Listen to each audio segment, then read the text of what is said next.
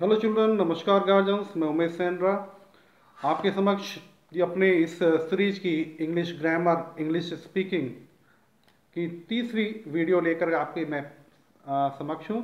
और पहली दो वीडियो जो English grammar part 1 with Umesh Senra, English grammar part 2 with Umesh Senra, अगर आपने वो नहीं देखे तो ज़रूर देखें, क्योंकि हर वीडियो पहली वीडियो से लिंक है। ग्रामर है, पढ़ाई की बात है, तो स्टेप बाय स्टेप सीखना बहुत ज़रूरी होता है। तो आपने अगर वो वीडियो नहीं देखी है तो उन्हें भी ज़रूर देखें। और जब उन्हें देख लेंगे, इसके बाद में ये थर्ड पार्ट देखेंगे तो आपको बहुत कुछ समझ में आएगा। मैं कोई यूट्यूबर नहीं हूँ, पहली बात, यूट्यूबर बिल्कुल नहीं हूँ। मैं टीचर हूँ, अध्यापक हूँ, और बच्चों को पढ़ाने के लिए मैंने ये वीडियोस बनाई हैं। और बच्चों के साथ साथ बच्चों के गार्जियंस को भी पढ़ाने के लिए वीडियोस बनाई हैं, और इनके साथ साथ टीचर्स को पढ़ाने के लिए भी वीडियोस बनाई हैं। यानी आप अगर टीचिंग भी करते हैं तो भी आपके लिए बहुत फ़ायदेमंद है।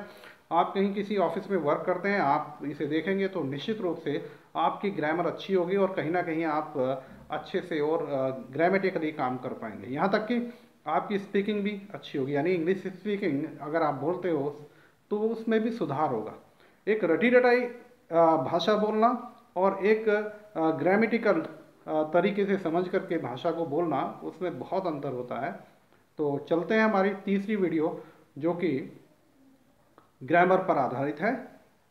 आपका स्वागत करता हूं अपने YouTube चैनल सेनरा एडवांस एजुकेशन पर। एक बार फिर बताता हूं, आई एम उमेश सेनरा, और टीचर। मैं आपको ग्रामर स्टेप बाय स्टेप पढ़ाऊंगा और दोनों लैंग्वेज का यूज़ करूंगा, Hindi and English. Definitely I use both the languages, Hindi and English. मैं जानता हूं, क्योंकि दोनों लैंग्वेज का यूज़ करना बड़ा ज़रूरी है। काफ़ी बच्चे जो हिंदी मीडियम से हैं, काफ़ी बच्चे जो इंग्लिश मीडियम से हैं, दोनों को समझ में सही तरीके से आए, इसीलिए मैंने दोनों लैंग्वेज को यूज़ करने का निर्णय लिया है और यूज़ भी करता हूँ। आप किसी भी बोर्ड के स्टूडेंट हैं, चाहे वो ICSE, CBSE या फिर स्टेट बोर्ड के स्टूडेंट हैं, ग्रामर सब में एक ही है। आप ये बिल्कुल ना अपने अंदर लाएं कि मैं इंग्लिश मीडियम का स्टूडेंट हूँ तो मुझे यही वीडियो मेरे फ़ायदे की नहीं है। ग्रामर सभी में एक ही है, चेंज नहीं है। ओके, आज का लेक्चर हमारा है अलग अलग जो हमारे पार्ट ऑफ टेंसेज हैं, जो हमने पहली वीडियोस में पढ़े हैं, उनमें हेल्पिंग वर्ब और वर्ब कौन कौन सी यूज़ होगी, आज हम इसके बारे में स्टडी करेंगे। तो शुरुआत करते हैं विदाउट वेस्टिंग द टाइम। और उससे पहले मैं अपनी इस जो मेरी फ़ोटो आ रही है, इसको थोड़ा छोटा कर लेता हूँ ताकि आप लोगों को दिक्कत ना हो, है ना, आसानी से आपको टेबल दिख जाए और मैं भी दिखता रहूँ। Yes, table number 3। इससे पहले दो टेबल मैं पिछली वीडियोस में समझा चुका हूँ। आराम से समझाऊंगा, आप ध्यान से सुनेंगे और समझेंगे। बात हम प्रेजेंट की बात कर रहे हैं, और प्रेजेंट में इंडेफिनिट की बात कर रहे हैं। पहली बात, इंडेफिनिट की बात करें, क्योंकि इंडेफिनिट एक कॉमन वर्ड है दोनों के लिए, बल्कि तीनों टेंसेस के लिए, प्रेजेंट के लिए भी, पास्ट के लिए भी, फ्यूचर के लिए भी। तो हम बात कर रहे हैं इंडेफिनिट की। इंडेफिनिट की पहचान तो मैंने पहली वीडियो में बता दी, उसे आप जरूर देखें। हेल्पिंग वर्ब, इसमें डू का यूज होता है। डू, आप एक बात और जान लें, जो भी हेल्पिंग वर्ब प्रेजेंट में यूज होती है, उसकी सेकेंड फॉर्म पास्ट में यूज होती है। यहाँ हेल्पिंग वर्ब डू का यूज होता है। मैंने डज का जिक्र नहीं किया है, क्योंकि मेन जो हेल्पिंग वर्ब है वो डू है। अब प्रेजेंट में आते हैं। प्रेजेंट में आई एंड प्लूरल सब्जेक्ट के साथ डू का यूज होगा, लेकिन सिंगुलर सब्जेक्ट के साथ डू में ES लग जाएगा, क्योंकि नियम प्रेजेंट में यही है कि अगर असर्टिव सेंटेंस हो, या असर्टिव में या नेगेटिव है तो नेवर हो, कभी नहीं हो, तो वहाँ पर फर्स्ट फॉर्म लगेगी, किसके साथ, आई और प्लूरल सब्जेक्ट के साथ। लेकिन अगर सिंगुलर सब्जेक्ट है तो उसमें S या ES जुड़ जाएगी वर्ब में। और यहाँ हेल्पिंग वर्ब में भी वही हुआ है, डू में ES जोड़ दिया गया है। ES क्यों जोड़ दिया गया है, क्योंकि डू का जो लास्ट वाला जो लेटर है वो O है, तो वोवेल जो होते हैं उसमें लास्ट में ES जुड़ जाता है, डस हो गया है। वर्ब की फर्स्ट फॉर्म का यूज होता है, इंडेफिनिट में हमेशा वर्ब की फर्स्ट फॉर्म का यूज होता है। वेरी इंपॉर्टेंट थिंग यहाँ मैंने नोट करके लिखी हुई है, for assertive sentences and never, जिनमें नेवर आता है उनमें don't use do and does, do does का यूज नहीं करेंगे। Use only first form with I and plural, and first form plus SEIS with singular subjects. Past की बात करें, पास्ट में हेल्पिंग वर्ब डू की सेकेंड फॉर्म यानी did का यूज होगा, वर्ब की फर्स्ट फॉर्म ही लगेगी, we will use first form of the verb. विशेष बात क्या है कि अगर सेंटेंस असर्टिव है या नेवर है उसमें तो हम डिड का यूज नहीं करेंगे, वहां पर हम सेकेंड फॉर्म का यूज करेंगे सभी सब्जेक्ट के साथ। यहाँ पर डिड का यूज भी सभी सब्जेक्ट के साथ होता है, यहाँ तो थोड़ा सा है कि आई और प्लूरल के साथ डूड का यूज करेंगे, लेकिन यहाँ पास्ट इंडेफिनिट में डिड का यूज सभी सब्जेक्ट के साथ होता है। ये हमारे लिए बहुत अच्छी बात है। अब फ्यूचर की बात करें, फ्यूचर में आई और वी के साथ शैल का यूज होता है, ये हेल्पिंग वर्ब शैल है, और बाकी सबके साथ विल का यूज होता है, फ्यूचर की बात है, और फर्स्ट फॉर्म का यूज होता है। लेकिन विशेष बात क्या है, अगर किसी भी सेंटेंस को हम प्रेशरली बोलें या श्योरिटी के साथ बोलें, निश्चितता के साथ बोलें, तो वहाँ पर ये हेल्पिंग वर्ब ही चेंज हो जाती है, यानी आई वी के साथ विल लगती है और बाकी सबके साथ शैल लगती है। वर्ब्स की बात करें तो तीनों ही टेंसेस में फर्स्ट फॉर्म का यूज होता है, लेकिन प्रेजेंट इंडेफिनिट में फर्स्ट फॉर्म के साथ एस या ई एस भी लगाई जाती है, और पास्ट में सेकेंड फॉर्म का यूज भी होता है। ओके, पास्ट इंडेफिनिट एक ऐसा पार्ट ऑफ टेंस है जिसमें सेकेंड फॉर्म का यूज होता है। बाकी एक और टेंस है जिसमें सेकेंड फॉर्म का यूज होता है, वो मैं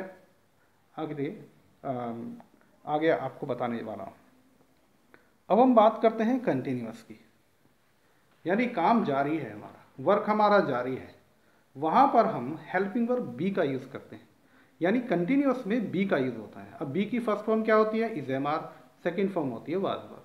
मैंने कहा जो प्रेजेंट इंडेफिनिट प्रेजेंट में यूज होती है हेल्पिंग वर्ब, उसकी सेकेंड फॉर्म पास्ट में होती है। तो प्रेजेंट में आई के साथ एम, सिंगुलर सब्जेक्ट के साथ इज, प्लूरल सब्जेक्ट के साथ आर का यूज होता है। वहीं पास्ट में क्या होगा, वाज और वर सेकेंड फॉर्म का यूज, किसकी सेकेंड फॉर्म का, बी की सेकेंड फॉर्म का, सिंगुलर सब्जेक्ट के साथ वाज और प्लूरल सब्जेक्ट के साथ वर का यूज होता है। फ्यूचर की बात करें तो शैल और विल के बाद में बी लग जाएगा, ये बी है ना, इसमें वह हेल्पिंग वर्ब बी का यूज होता है, तो शैल बी विल बी का यूज होगा। ओके, बाकी बात वैसे ही है कि अगर अवश्य हो या फिर प्रेशरली कोई बात कही जाए तो आई वी के साथ विल बी हो जाए लगेगा हेल्पिंग वर्ब, अदर सब्जेक्ट के साथ शैल बी का यूज होगा।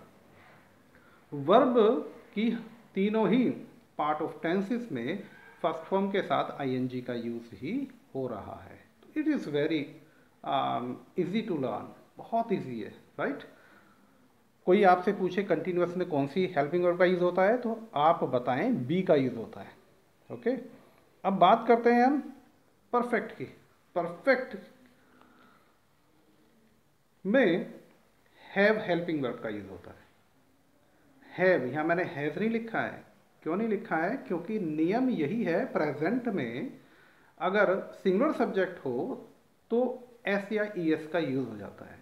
अब दिक्कत यहीं आई कि जब हमने हैव में एस लगाया तो वो हैव्स बन गया। अब हैव्स एक हमारी इंग्लिश में पहले से एक वर्ड है और वो है द रिच, उसका मतलब होता है द रिच, धनी लोग। तो उस समय फिर जो वहाँ उस समय के जो स्कॉलर थे उन्होंने हैव्स का एक नया वर्ड बना दिया हैज। तो यहाँ पर present indefinite tense present perfect में सिंगुलर सब्जेक्ट के साथ हैज का यूज होता है, आई और प्लूरल सब्जेक्ट के साथ हैव का यूज होता है। वर्ब की थर्ड फॉर्म का यूज हमेशा तीनों में है, we will use the third form of the verb in all three parts of tenses, चाहे वो प्रेजेंट है, पास्ट है या फ्यूचर है। अब पास्ट की बात करें तो नियम मैंने पहले बताया था कि जो हेल्पिंग वर्ब प्रेजेंट में यूज होगी वो उसका सेकेंड फॉर्म पास्ट में होगा। तो हैव की सेकेंड फॉर्म हैड होती है, सभी सब्जेक्ट के साथ हैड का ही यूज होगा। वर्ब की थर्ड फॉर्म का इसमें यूज होता है, यहाँ फर्स्ट फॉर्म प्लस आईएनजी हो गया है, गलती से ये रह गया है, थर्ड फॉर्म कर लेना अपने आप ही। फ्यूचर की बात करें तो शैल हैव, विल हैव, यानी शैल और विल के बाद भी हैव लग गया है। एक्शन की थर्ड फॉर्म, वर्ब की थर्ड फॉर्म यहाँ लगेगी, यहाँ भी फर्स्ट फॉर्म लिखा हुआ है, गलत है, अपनी जो टेबल बनाए उसमें थर्ड फॉर्म लिखना। और नॉट, यानी विशेष बात वही है कि अगर हम किसी बात को प्रेशरली कहें, श्योरिटी के साथ कहें तो आई वी के साथ विल हैव का यूज होगा और बाकी सबके साथ शैल हैव का यूज होगा। एक बहुत बारीकी वाली बात और समझने की इस टेबल में, पास्ट परफेक्ट में डिड और सेकेंड फॉर्म का भी यूज होता है। अब एक सेंटेंस में आपको बताता हूँ, डॉक्टर के आने से पहले मरीज मर गया। अब यहाँ दो सेंटेंस है, डॉक्टर के आने से पहले और एक सेंटेंस है मरीज मर गया। तो एक सेंटेंस में हैड और थर्ड फॉर्म का यूज होगा और एक सेंटेंस में डिड या सेकंड फॉर्म का यूज होगा। अब हम बात करते हैं फ्यूचर की। तो इसमें देखो वर्ब की थर्ड फॉर्म की यूज हो रही है और साथ में डू और डू के साथ डू या फिर फर्स्ट फॉर्म का यूज भी हो रहा है। बिल्कुल, इसका भी एक सेंटेंस मैं आपको बोलता हूँ। फ्यूचर परफेक्ट टेंस का एक सेंटेंस में बोलता हूँ, मेरे खाना खाने से पहले मेरी बहन बाहर जा चुकी होगी। तो बहन बाहर जा चुकी होगी और एक है मेरे खाना खाने से पहले। यानी एक पूरे सेंटेंस में दो सेंटेंस जुड़े हुए हैं और इनको एक को फ्यूचर परफेक्ट में बनाएंगे यानी विल हैव के साथ थर्ड फॉर्म का यूज करेंगे और एक में को प्रेजेंट इंडेफिनिट टेंस में बनाएंगे। ओके, इस टेंस में मैंने पहले भी वीडियो में कहा था कि ये दोनों जो पार्ट ऑफ टेंस हैं कुछ हमें परेशान करने वाले हैं। बात करते हैं अब परफेक्ट कंटिन्यूअस की। परफेक्ट कंटिन्यूअस में हैव बीन का यूज होता है और फर्स्ट फॉर्म में आईएनजी लगती है। हैव बीन प्रेजेंट में सिंगुलर सब्जेक्ट के साथ हैज बीन और प्लूरल सब्जेक्ट के साथ हैव बीन, वर्ब की फर्स्ट फॉर्म के साथ आईएनजी, राइट। और इसमें टाइम ड्यूरेशन होती है। टाइम ड्यूरेशन मैंने बताया था कि कंटिन्यूअस और परफेक्ट कंटिन्यूअस की पहचान एक सी होती है, केवल टाइम ड्यूरेशन का ही अंतर होता है। एक सेंटेंस है मैं किताब पढ़ रहा हूँ और दूसरा सेंटेंस है मैं 1 घंटे से किताब पढ़ रहा हूँ। पहला जो सेंटेंस है मैं किताब पढ़ रहा हूँ प्रेजेंट कंटिन्यूअस का है और मैं 1 घंटे से किताब पढ़ रहा हूँ ये प्रेजेंट परफेक्ट कंटिन्यूअस का है। बस केवल टाइम ड्यूरेशन का अंतर होता है और प्रेजेंट परफेक्ट कंटिन्यूअस में हैज बीन का यूज होता है, हैव बीन का यूज होता है और में आईएनजी लगती है। वहीं पास्ट इंडिया में हैड बीन का यूज होगा और सीधा सा है फ्यूचर में will have been, shall have been का यूज होगा और एक्शन की थर्ड फॉर्म लगेगी। यहाँ फर्स्ट फॉर्म पे प्लस आईएनजी लिखा हुआ है, sorry first form plus ING इसमें लगेगी, ठीक लिखा हुआ है। क्लियर? तो ये है हमारे पार्ट ऑफ टेंसेस के बारे में और उनमें यूज की जाने वाली हेल्पिंग वर्ब के बारे में। अब मैं अपनी इस पिक्चर को थोड़ी बड़ी कर लेता हूँ, छोटी पिक्चर अच्छी नहीं लग रही है। ओके, अरे यस, अब अच्छा दिखाई देगा। अब मुझे लग रहा है कुछ ज़्यादा बड़ी हो गई, इसको थोड़ा छोटा कर लेते हैं।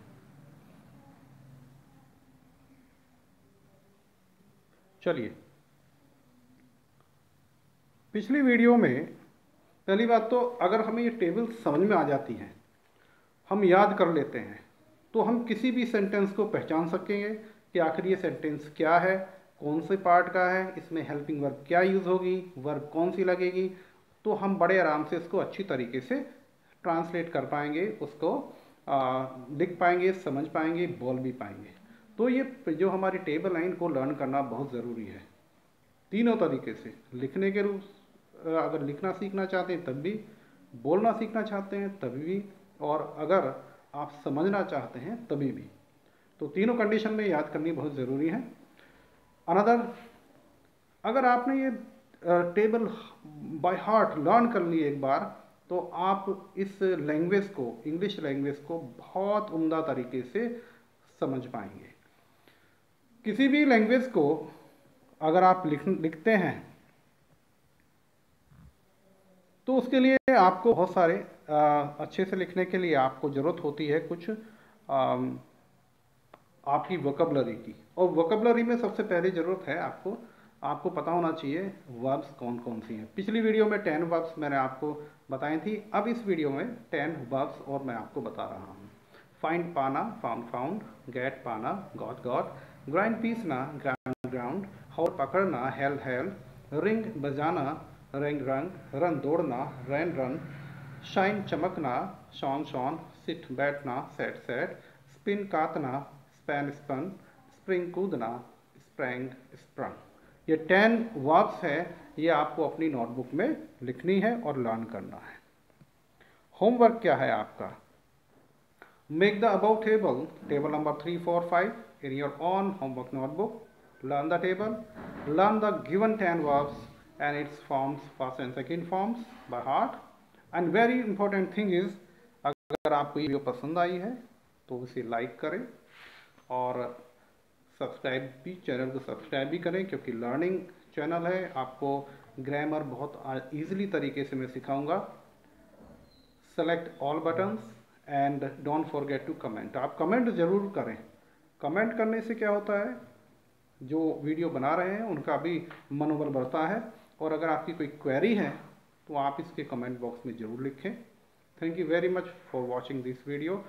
इससे प्रीवियस और इससे नेक्स्ट वीडियो के जो लिंक हैं इसके डिस्क्रिप्शन बॉक्स में आपको जल्दी मिल जाएंगे। Thank you very much for watching.